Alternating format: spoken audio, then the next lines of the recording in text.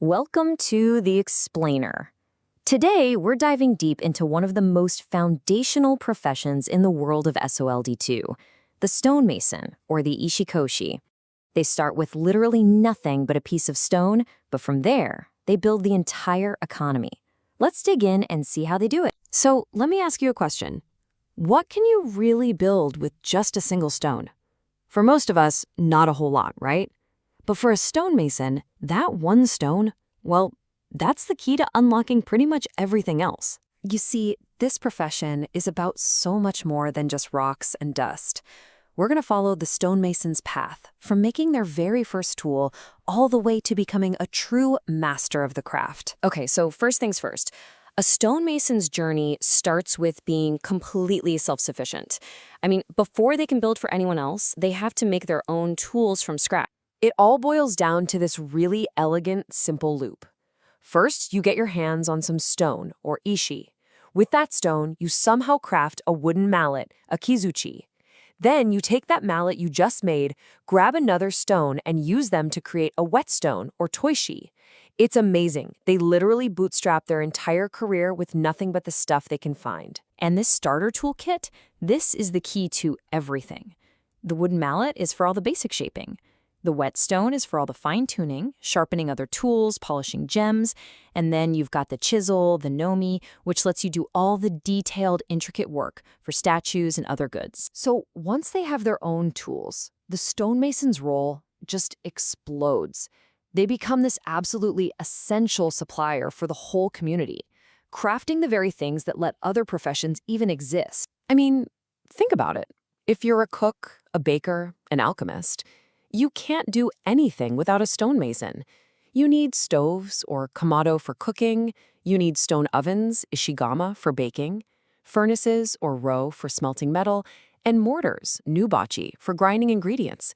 The stonemason literally builds the heart of every other workshop. And this isn't just a one-size-fits-all deal. Their work is super specialized. A general-purpose stove, the kamado, is perfect for things like stews. But if you need that intense, even heat for baking bread or firing pottery, you need a dedicated stone oven, an ishigama. It just goes to show how much nuance there is in their craft. All right, now we get to the really good stuff. This is where the stonemason's path goes beyond just making useful things. With enough skill, they start turning their craft into a source of breathtaking art and, frankly, a ton of money. This quote just nails it. A skilled stonemason doesn't just see a boring chunk of rock. They see what's inside it. They see the potential for a masterpiece, whether that's a stunning sculpture or a perfectly cut, glittering gem.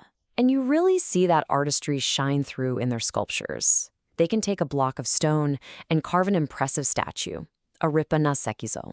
But a true master, they can elevate that, refining it into a splendid, awe-inspiring work of art, a kenra na sekizo. That's a real status symbol. Polishing gems is where their entire toolkit comes together in perfect harmony. First, you find a raw gemstone. Then, you use the mallet for the rough shaping, the chisel for cutting all those precise facets, and finally, the whetstone for that brilliant final polish. Every single tool has a crucial part to play. And look at the variety here. We're talking rubies, sapphires, emeralds, even the rarest diamonds. This ability to work with so many different precious materials makes a top-tier stonemason an absolute economic powerhouse. They are literally pulling wealth right out of the ground. But what if I told you it goes even further than that? What if their power isn't just about shaping stone, but about something more? At the absolute peak of their craft, the stonemason leaves the ordinary behind and steps into the realm of the mystical. I know, it sounds crazy, right? Taking something as lifeless as stone and actually breathing life into it? But in this world, that is the ultimate test of a stonemason's true mastery. And the answer is yes. They can create a golem. And we're not talking about just another statue. This is a powerful, animated being brought to life through a mix of mundane materials and pure magic. This is the absolute pinnacle of what a stonemason can do. Making a golem is way more than just crafting. It's a full-on ritual. You need stone for the body to give it strength. You need earth or sand to act as the flesh, binding it all together.